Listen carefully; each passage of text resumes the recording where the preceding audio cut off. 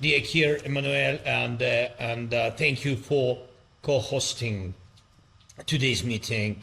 Dear friends, leaders, I'm happy that we have today's conversation. About an hour ago, we had conversation with the United States team about possible security guarantees for Ukraine, and we are working on a framework document, and it must be strong enough to truly work.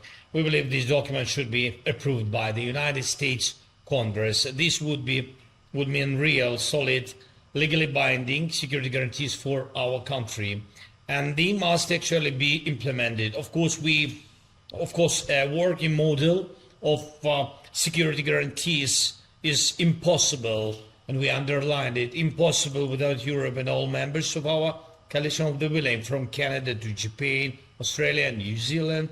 Thank you all.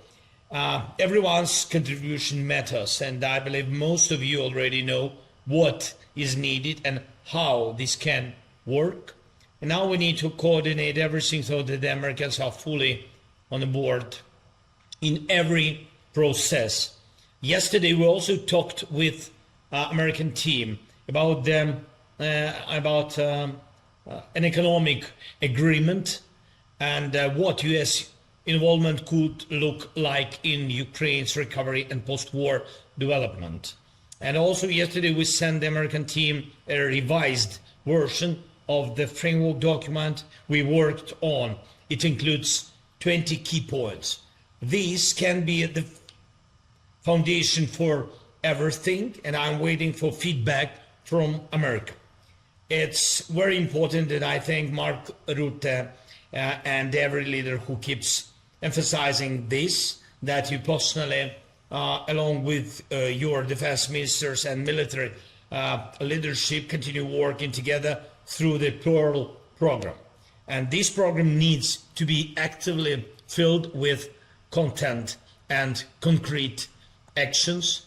And thank you to everyone who is helping us keep the front line stable, strengthen our air defense, and maintain our overall resilience, especially now as Russian strikes on our energy infrastructure continue each day.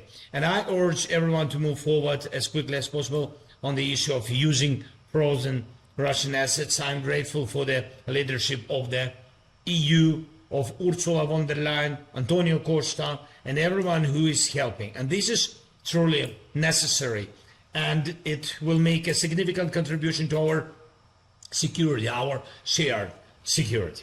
And one more point, we are ready to work with President Trump in any format.